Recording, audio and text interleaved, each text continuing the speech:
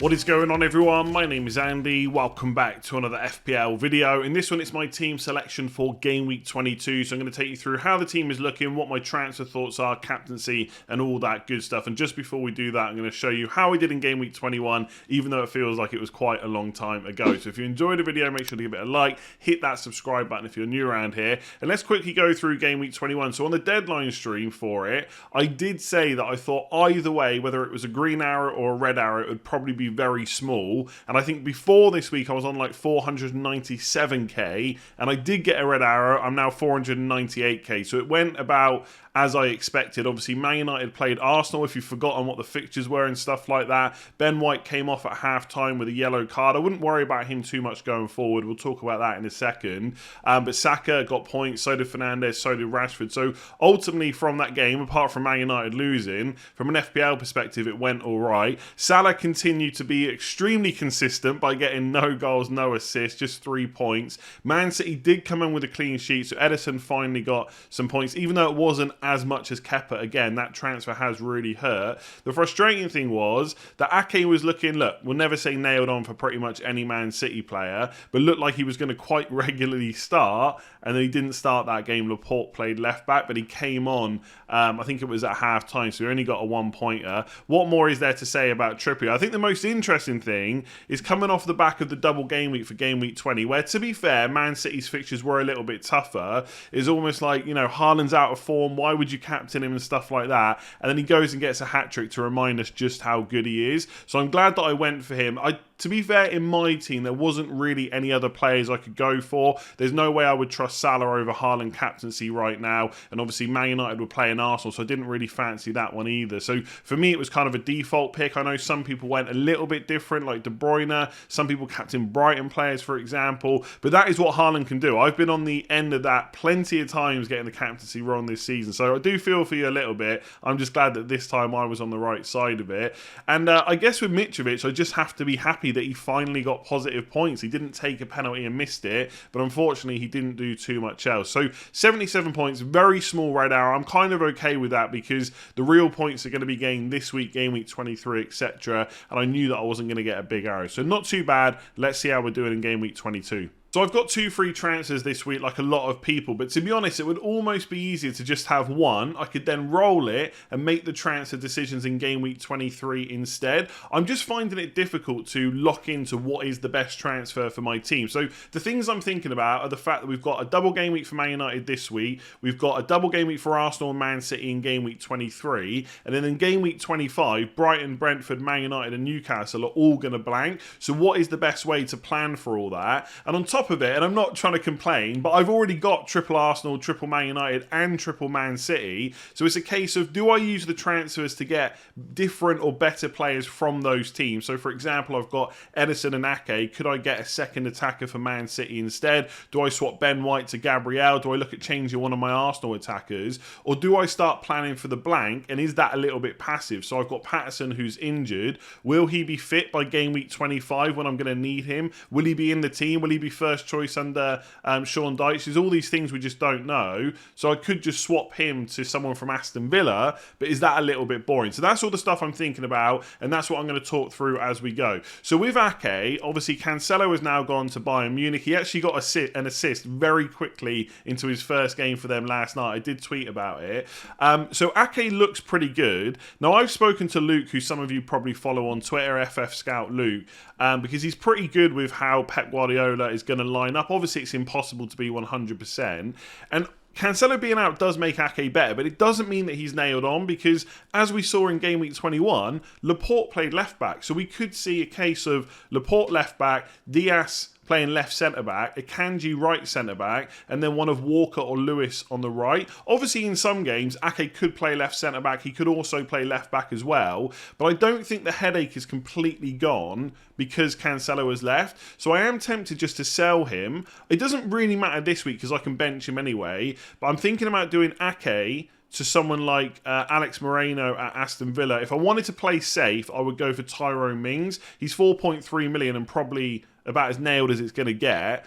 With Moreno, I do think he's going to be first choice left back, but I guess they do have Lucas Dean as well, so that's a slight worry. But that is one move that I'm thinking of doing. It would allow me to roll a transfer into next week. I could then choose which second Man City or third Man City player I wanted. It would probably be a second attacker, and by getting in an Aston Villa player, they do play in game week 25, and they're also going to play in game week 28 as well. And I know it feels crazy to be thinking that far ahead, but that's the kind of thing you've got to do over the blanks, especially when you're already kind of well set up for the doubles. So that is one move that I'm thinking about making. The other option is just to keep Ake, hope that he outscores the likes of De Bruyne or Mahrez, or not even outscores, just matches them in game week 23, and just do Patterson to Mings instead, because I do have 0.7 million in the bank, and then that would overall just make my squad a little bit better. I'm just not sure how much I'm going to trust Ake moving forward, and that is my main problem. The other transfers that I've looked at, for what it's worth, Trippier, Shaw and Ben White are probably going nowhere. Obviously Shaw's got the double, Trippier is Trippier.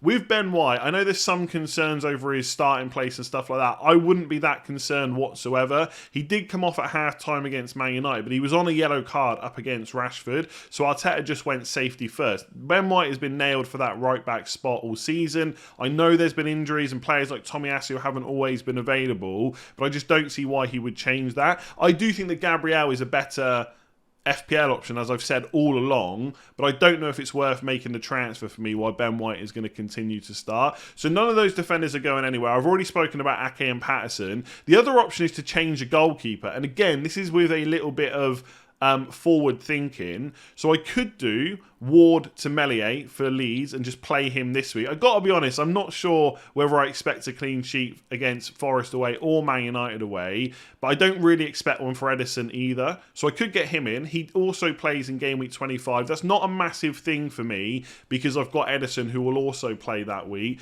But if Leeds go out of the FA Cup, he would then play in game week 28 as well. So I could look to do that. I'm not that excited about it. The other option is to get Kepa in, right? And just kind of rectify the mistake I made by selling him. I still think obviously Edison is going to be better for next week, but he's got Fulham this week, so I could bring him in and play him ahead of Edison, and then he will play in game week 28. So down the road, I'd have an option for that week when Edison is probably going to blank and Ward might blank as well, because Leicester and Man City have got pretty good FA Cup draws. So I might get to game week 28, which again is ages away, but that's the kind of luxury I'm in right now with triple United, City and Arsenal, to get Kepa in and also get a better goalkeeper this week. It just doesn't feel right to bring in a single game week goalkeeper when there's a double game week at play. But they are the moves I'm thinking about for my defence and goalkeepers. Ake to Moreno or Mings, the same move but for Patterson, and possibly changing one of my goalkeepers instead. I have thought about Edison to Kepa, and that would free up some money and give me a free Man City slot, but it means keeping Ake, and I just think given the headache we've had with Man City defenders recently, it's probably just better to keep the goalkeeper for now and just get rid of the defender instead. But as you can tell, I'm a little bit undecided. I'm just giving you my thoughts. I'll try and nail it down a little bit more for final thoughts tomorrow. But if you've got any thoughts about my team and stuff like that, leave a comment below. Let me know if I've missed anything. So just a quick one before we look at the midfielders and forwards. I am starting to produce a completely free FPL newsletter, which I'm going to send out every single game week. If you want to subscribe to that, there is a link in the description below. The one you can see on screen is from game week 21, just to give you an idea of the type of content that's involved. So going through things like the hot topic, the latest news about double game weeks, blank game weeks, my thoughts on certain dilemmas, like which Arsenal players to go for. Of course, benching headaches as well, like Kepa versus Ward from game week 21, which I got completely wrong. And then there's other stuff in there, transfer activity, captaincy, and a look at my team as well. If you enjoy watching the videos, do not panic. There is no content in the newsletter that you're not going to see in the videos anyway. So if you just want to watch the videos, that's absolutely fine. But for anyone that wants a snapshot before the deadline in written form, you can subscribe using the link below.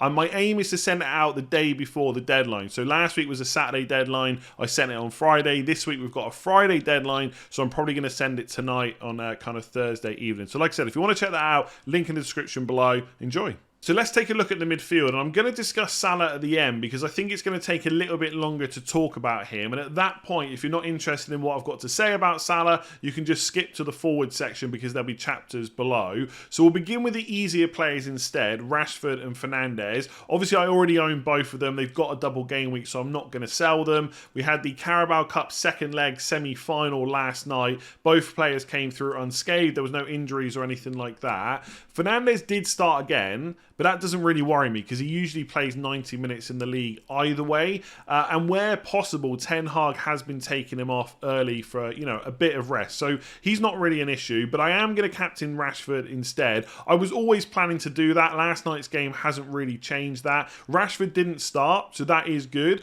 I know his minutes, over the last kind of week or so haven't been as good as Fernandes, but I think Ten Hag is just trying to protect him. He has played 90 minutes a lot in the league. I don't think that's necessarily always going to happen because Man United do have a lot of players that could play in his position. So Garnacho seems to be the main backup, but Sancho is back now. He can play left. Number 10 is where Ten Hag tried him last night, or on the right. But I think for the most part, Rashford's going to get 80 to 90 minutes. And if the game is absolutely wrapped up, so he comes off earlier, you would hope that he's been quite involved. One thing I will say, I've seen a few comments saying that could Rashford come off early against Leeds because they got Barcelona, but it's Crystal Palace, then Leeds at home, then Leeds away, and then it's Barcelona. So there's actually another Leeds game to come in between the first Leeds game and the Barcelona game. So I think his minutes will be good. I'm definitely going to captain him because he's the main Man United goal threat at the moment. I think whether Martial plays or not, Rashford is still going to be a decent option. If you want to go different, I don't mind the Fernandes pick whatsoever, and I do think it's quite close between them. So it's a bit like when I talked about Haaland earlier on in the season. If you went Fernandes and got massively punished, I think that would be harsh. But for those of you that are maybe really worrying about your overall rank and stuff like that, and you want to try something different, Fernandes is okay, but I'm going to go with Rashford because I think he's the better pick. Martinelli and Saka going absolutely nowhere. Some people have mentioned about whether or not he will still have penalties with Jorginho in the team. I personally just don't see Jorginho, without injuries to first team players or first 11 players, being on the pitch that often. And also Saka's rate of scoring penalties is pretty good. The only thing, as I said yesterday, I'm not sure Saka is the kind of player that's going to care about whether he has penalties or not, so he might give them up, but for now he's absolutely nailed. He's already in my team, double game week next week, good minutes, I'm going to keep hold of him. There's some worry about Martinelli, and I do have the luxury of being able to move him to Odegaard if I wanted to, because as I've said, my team is quite well set up for this week. But as soon as I think about that, my mind then turns to, well, do I really trust Ake? And I feel like that's almost my gut telling me that it's better to get rid of Ake and then maybe give me another option for a different Man City player next week rather than selling Martinelli to Odegaard. I personally think Martinelli is going to continue to start and isn't an issue, but if you wanted to sell him, that's fine. It's just a bit of a luxury. If I did Ake to a Villa defender, I would probably do Fernandes to Mahrez next week, giving me a second Man City attacker for the double with Nottingham Forest and Bournemouth to come in 24 and 25, and also getting rid of Fernandes before his blank in game week 25. So that's my rough plan. And then lastly, this is where I'm going to talk about Salah, which I know triggers some people. So if you're not interested in what I've got to say, skip to the forward section. If I see anyone say, why do you still have Salah after this in the comments, I'll know you haven't listened. So in terms of selling him this week, I think any time I ask someone who I should sell Salah for, they say De Bruyne. So straight away, that tells me when they see my full team, they haven't paid any attention to it because I've already got triple Man City. So I could obviously do Ake out to free up that spot and then do Salah to De Bruyne. But I'm not going to do that this week when De Bruyne's got Spurs away. Of course, Man City can score goals in that game, but possibly so could Liverpool against Wolves. And I'd rather just give myself the option to do it next week instead. There is also an outside chance Liverpool will have a double in 25. It's not that likely, but it's possible. But they will definitely have a fixture that week, whereas Fernandes doesn't. So as longer term planning, I feel like Fernandes is more of an issue to me than Salah, even though, and I completely agree, Salah is not value for money, he's not playing well, and Liverpool are just awful right now. All those things are true, but at the same time, it can be true that he's not worth a transfer for my team this week. The only player I really like the option, I think, of bringing in this week that I can get is Mitoma. So I could do Salah to Mitoma and get Kane in, but then I'm bringing in a player that's not going to play in 25, so I'm adding to those issues. And getting Kane in when he's got Man City just doesn't feel right, even though he's at home and even though his record has been great this season. So I don't feel like selling Salah this week is the right call. So then you can say, well, why do you still own him in the first place? And I've been thinking about this quite a lot to see if I've made a massive mistake. So if you think about it, Game week 17, we had the wild card. I brought him in. He gets a goal and an assist. So everyone's happy about him then. Next week, I think we saw some discussion about doing De Bruyne to Salah, etc. But obviously, I'm going to keep him, right, for game week 18. So then you come on to game week 19. He's blanked in 18. Is he worth getting rid of? Possibly. Harry Kane's doing really well. But I think after a player gets you double digits in one game week and then 2 game weeks later, most of the time you don't sell them. So the real issue was game week 20, where Man City and Spurs had the double. And instead of doing Salah to De Bruyne, I chose to do Kepa to Ederson. But the thing is it's not like Salah to De Bruyne for a hit has massively worked out for people. He didn't even play against Spurs. The real issue wasn't necessarily keeping Salah. It was it was selling Kepa. What I should have done is probably just kept Salah and Kepa and left my third Man City spot open. But obviously it was a double game week, so I didn't really want to do that. So that's why I made the move. And then obviously in game week 21, I really wanted to roll the transfer. So I think people are obviously I've had him all season and it's not been great. But since the restart, a lot of people had him from the beginning. He got that goal and assist and suddenly things were looking good. And it's really been 18, 19, 20 and 21 where he's blanked 4 weeks. Not great whatsoever, but there's been reasons why I've kept hold of him and that is it. And I think him being the sole reason for my rank is kind of true because I've captained him so much. But as you've seen, I haven't captained him recently. I'm not telling anyone else to buy him right now. Absolutely not. But if he has a double, I don't care how bad he's been, I want him in my team. And with Fernandes blanking and Rashford and Shaw and Trippier and having Greenwood and Patterson to deal with and maybe Ake as well, there's just bigger priorities in my squad. And until I need that money, it's not going to be as much of a concern. He's definitely not value for money. But once I sell Fernandes, if I do it tomorrow, that frees up another 2 odd million. So I've got nearly 3 million in the bank because I've already got 0.7.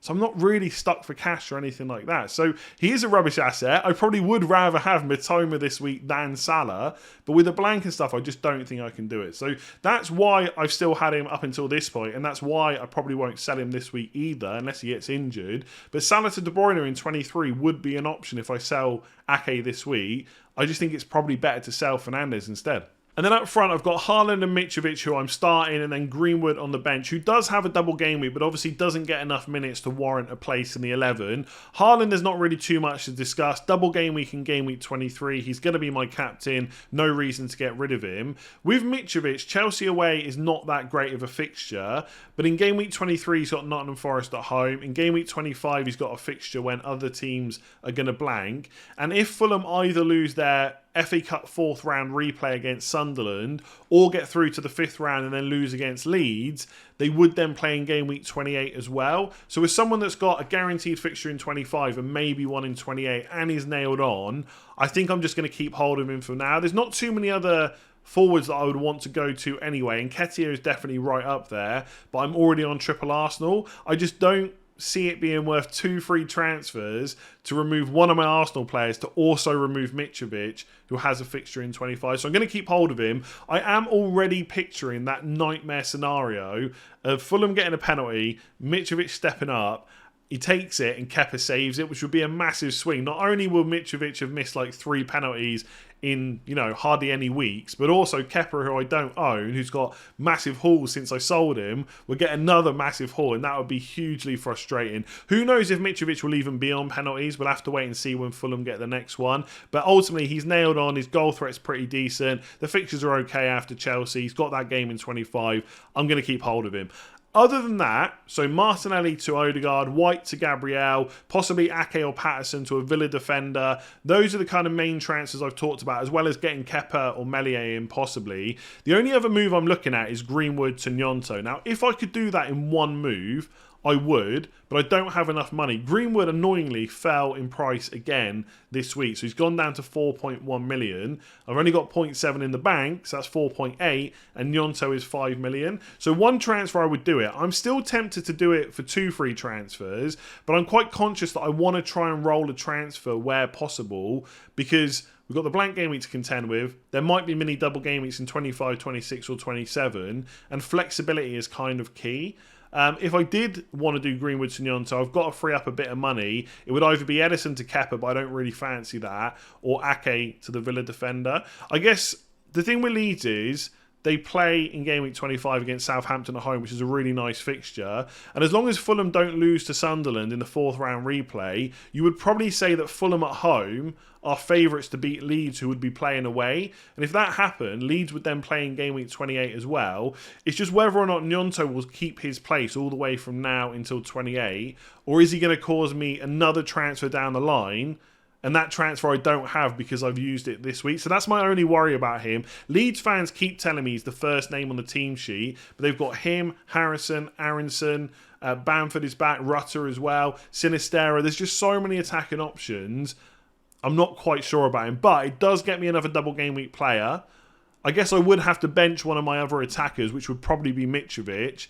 But to get another double game weeker that gets to play Nottingham Forest, maybe that's a bit of a fun punt that I could do, and then just hope that he keeps his place. So they are the main moves I'm thinking about. I apologise that I can't narrow it down more than that, but there's just so much to think about. I think my favoured option is Ake to a Villa defender, Moreno or Mings, and then roll, and then just decide what to do next week. But I can see this being one of those weeks on the deadline on a Friday where there's a double game week where I just talk myself into going for Gnonto. It's either that or a goalkeeper move, and that just seems very boring. If you've enjoyed that long rant about or long discussion about transfers I don't really know what I'm doing, make sure to give the video a like, hit that subscribe button if you haven't already, subscribe to my free FPL newsletter, there's a link in the description below, and yeah, hopefully you enjoyed it. I'll catch you again tomorrow.